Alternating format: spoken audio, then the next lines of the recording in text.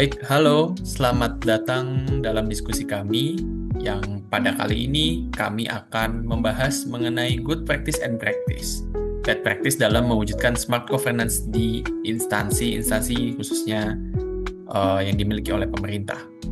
Nah, kenapa kami mengangkat tema hari ini seperti itu terkait good practice and bad practice? Karena smart governance merupakan tata kelola pemerintahan yang transparan, akuntabel, efektif, serta memanfaatkan teknologi dan kolaborasi dalam melaksanakan pelayanan publik.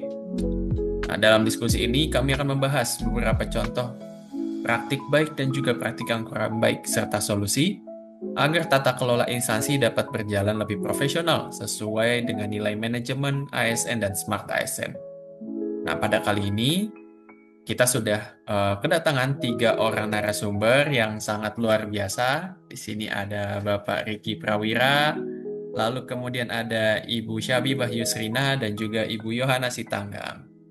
Nah, semoga dari hasil diskusi kali ini kita bisa menarik kesimpulan dan juga menarik pelajaran untuk bisa mewujudkan smart governance di lingkungan instansi kita. Baik, untuk topik pertama terkait good practice. Nah, kira-kira kalau menurut Bapak atau Ibu sekalian, ketika kita membicarakan good practice dalam instansi pemerintahan, baik itu secara umum maupun mungkin ada bentuk studi kasus ataupun bentuk good practice yang bisa ditunjukkan dari instansi di bawah lingkup Kemendikbudristek. Mungkin bagaimana Bapak Ibu sekalian terkait contoh tersebut yang bisa kita ambil pelajarannya? Baik, saya izin untuk menanggapi mengenai contoh good practice dalam manajemen ASN dan Smart ASN di lingkungan instansi, khususnya terkait instansi Kemendikbudristek. Pertama-tama saya ingin menyampaikan beberapa contoh yang familiar atau yang relevan dengan pengalaman dan kegiatan kerja saya sehari-hari pada saat ini, yaitu mengenai digitalisasi layanan administrasi. Karena banyak instansi pemerintah mulai menggunakan sistem layanan digital seperti aplikasi layanan akademik atau sistem administrasi online. Terdapat banyak sekali manfaatnya, diantaranya yaitu proses layanan menjadi lebih cepat, kemudian mengurangi penggunaan kertas, lebih ramah lingkungan, kemudian tentu saja data lebih tertata dan mudah diakses kembali, mudah ditelusuri kembali, dan memudahkan untuk melakukan evaluasi di akhir kegiatan tahunan kami. Kemudian manfaat lainnya adalah meningkatkan transparansi layanan di lingkungan kerja kami.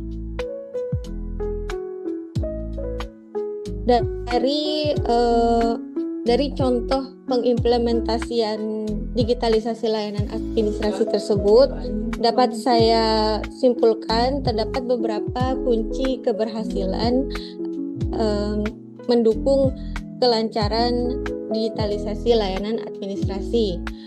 Seperti diantaranya yaitu komitmen pimpinan, kemudian SDM yang kompeten, dukungan sistem digital yang mudah digunakan juga sangat berpengaruh, dan diperlukan adanya dukungan sosialisasi kepada pengguna layanan. Kemudian perlu kita bahas juga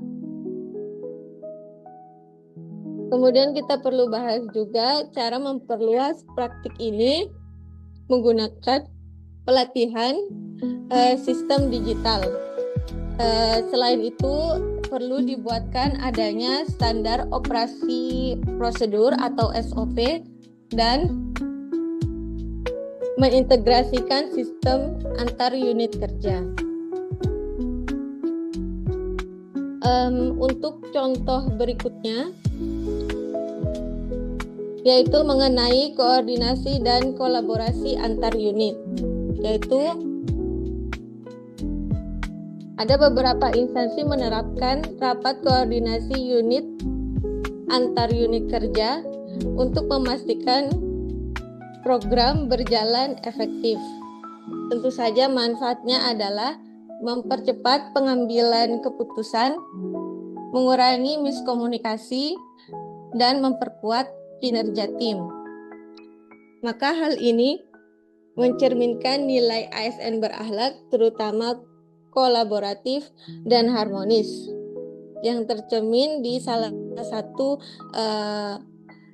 aspek manajemen dan smart ASN, yaitu networking dan tentunya penggunaan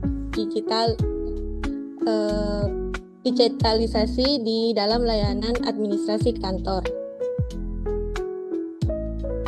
Ya. Oke, menarik dari Ibu Syabibah yang sudah memaparkan ada 2 good practice sebenarnya yang mungkin bisa kita pelajari ya terkait. Yang pertama, bagaimana digitalisasi layanan administrasi ini mungkin akan bisa membantu kita, khususnya tidak hanya di satu instansi, tetapi banyak instansi ya, untuk bisa meningkatkan layanan kepada masyarakat. Dalam hal ini, mungkin kalau di kampus, seperti kepada mahasiswa, ataupun misalnya di lembaga-lembaga lainnya, untuk meningkatkan pelayanan kepada masyarakat umum. Dan kata kuncinya tadi untuk keberhasilan yang saya tangkap adalah bagaimana di sini perlu adanya SDM dan juga manajerial dari pimpinan ya, untuk bisa mendapatkan keberhasilan dari proses digitalisasi ini, sehingga dapat berjalan dengan baik. Lalu contoh kedua yang disampaikan itu ada terkait dengan koordinasi dan kolaborasi antar unit.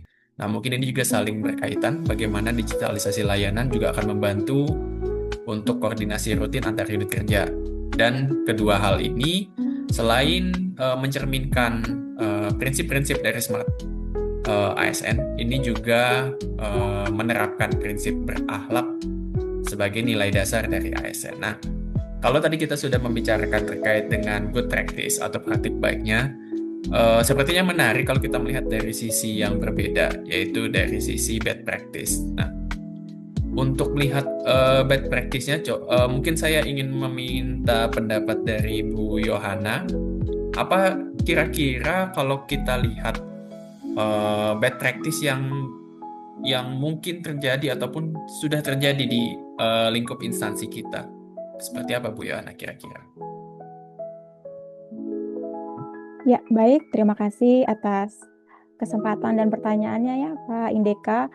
Tadi juga kita sudah sama-sama mendengarkan terkait good practice. Jadi suatu instansi, apalagi ini instansi pemerintah yang tidak luput dari pelayanan seperti itu, jadi sorotan baik bad-nya. Nah, di sini berdasarkan pengalaman saya dan juga observasi gitu ya, menggunakan atau berhadapan dengan instansi pemerintah, bad practice yang dapat saya ambil atau saya temui yaitu berkaitan dominannya adalah berkaitan dengan administrasi. Jadi di sini saya lihat memang berkaitan dengan administrasi masing-masing masih pemerataan penyesuaian diri terhadap perkembangan digital itu tidak sama, sehingga ada instansi yang masih lebih dominan menggunakan sistem manual seperti itu. Jadi masih berkaitan dengan paper based seperti itu ya. Nah, padahal kita sudah mengurangi penggunaan kertas atau paper based. Nah, kemudian ini berdampak kepada pelayanan. Akhirnya dalam tahapan administrasi itu perlu proses yang agak panjang seperti itu karena penggunaan dokumen berupa kertas. Nah, ini yang masih kita temukan seperti itu ya. Nah, dari hal tersebut setelah identifikasi ada beberapa yang menjadi penyebab utamanya. Yang saya lihat di sini bahwa instansi tersebut masih adanya SOP yang belum jelas, kemudian ada SOP cuman tidak merata dilaksanakan seperti itu, sehingga membuat para karyawan atau pegawai yang terlibat dalam instansi tersebut memiliki cara kerja yang berbeda karena SOP-nya tidak dijalankan seperti itu ya. Kemudian yang kedua adalah koordinasi antar unit yang masih kurang optimal. Nah, kita tahu di instansi pemerintah itu harus memiliki suatu cara kerja yang terlibat dengan orang banyak. Nah, di sini perlu adanya koordinasi yang baik sehingga dengan permasalahan yang utama tadi, sehingga dokumen atau informasi sering mengalami delay seperti itu atau mungkin terlambat diproses. Nah, kemudian dari penyebab yang dari bad practice yang ketiga yaitu resistensi terhadap penggunaan teknologi. Tadi sama halnya dengan yang disampaikan Mbak Bibah, memang perkembangan digital itu sangat pesat dan tidak semua orang bisa menghadapi dan menyesuaikan diri dengan cepat seperti itu. Akhirnya ada beberapa pihak yang mungkin saja melakukan atau resistensi terhadap penggunaan teknologi. Ada yang menganggap bahwa teknologi itu sebenarnya hanya mempersulit seperti itu ya. Jadi ada yang masih merujuk kepada sistem manual. Nah, itu yang perlu lebih ditegaskan dan juga lebih kepada sosialisasi lebih menyeluruh seperti itu agar pelayanan yang sifatnya itu adalah pelayanan publik harapannya bisa menyesuaikan dengan kebutuhan. Nah, mungkin itu gambaran bad practice yang saya bisa lihat di instansi pemerintah yang mengakibatkan lebih kepada proses pelayanan yang agak terlambat maupun mungkin akhirnya menjadi mengarah kepada penurunan kepuasan seperti dalam hal ini adalah kepuasan publik dalam menggunakan ataupun melakukan pelayanan di instansi pemerintah seperti itu. Jadi berdasarkan bad practice tadi, kemudian dari telaah penyebab utamanya, harapannya kita bisa memperbaiki kinerja tersebut melalui adanya SOP yang jelas, kemudian pastinya ada selain SOP dan juga diterapkan dengan baik, maka perlu koordinasi satu sama lain. Nah, mungkin itu gambaran dan juga pengalaman observasi saya berkaitan dengan bad practice pada instansi pemerintah. Mungkin itu Pak Indika. Baik, Bu Yohana. Nah, ini cukup menarik karena baik good practice maupun bad practice di sini saling berkaitan. Nah, yang pertama terkait dengan koordinasi dan juga administrasi. Ya, kalau tadi good practice itu bagaimana bisa membantu terkait dengan koordinasi dan kolaborasi antar unit, tapi di bad practice justru malah bisa memiliki hambatan juga, khususnya pada bagian administrasi jika memang tidak ada SOP yang jelas. Lalu kemudian, meskipun perlu adanya digitalisasi yang sudah mulai menjamur ataupun sudah mulai cukup populer di berbagai instansi, tetapi tetap masih ada beberapa oknum ataupun mungkin beberapa instansi yang masih cukup resisten diakibatkan kurangnya literasi digital dan juga kualitas dari SDM. Ya, terima kasih Bu Yohana, cukup menarik dua bahasan ini. Nah, mungkin ketika kita sudah melihat ada bad practice, ada good practice, nah mungkin solusinya jika memang bagaimana kita mengintegrasikan good practice dan bad practice ini. Nah, kita perlu menyusun sebuah strategi tentunya. Nah, untuk itu mungkin Pak Riki bisa sedikit memberikan pandangannya bagaimana kira-kira solusi dan langkah strategis untuk kita bisa mengintegrasikan dan juga mengatasi permasalahan-permasalahan dari praktik-praktik tersebut, Pak Riki.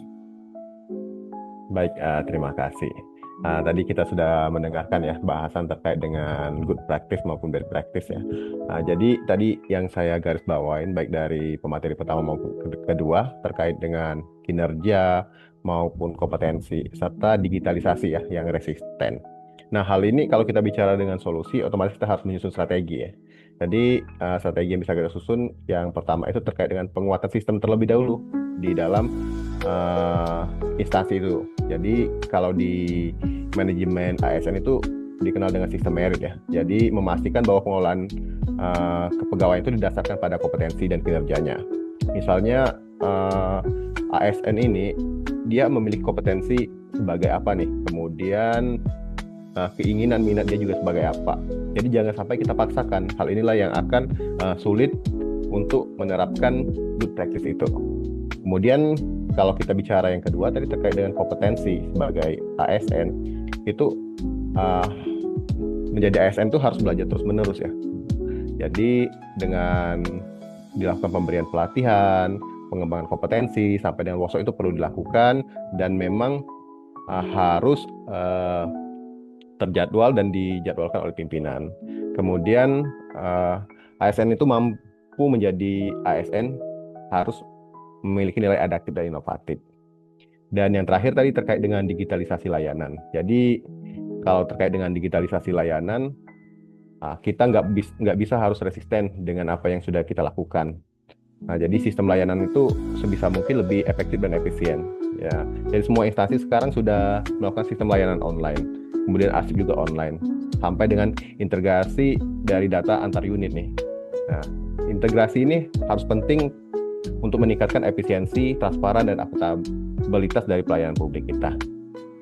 Mungkin ada yang terakhir ya, terkait dengan budaya kolaborasi juga nih. Nah, budaya ini juga penting bagi kita sebagai ASN, terkait bagaimana komunikasi kita, komunikasi terbuka. Ketika kita ada masalah, kita komunikasikan dengan atasan atau pimpinan. Selain itu juga, ketika kita rapat koordinasi rutin, itu menjadi peluang kita agar menumbuhkan budaya kerja yang kolaboratif. Mungkin itu dari saya terkait dengan implementasi smart governance di instansi pemerintahan, terutama di Kemendikbudristek. Terima kasih. Ya, menarik sekali Pak Riki. Terima kasih atas gambarannya ya dan sarannya mungkin yang bisa kita terapkan nantinya untuk memperbaiki tempat kita bekerja masing-masing atau di instansi masing-masing.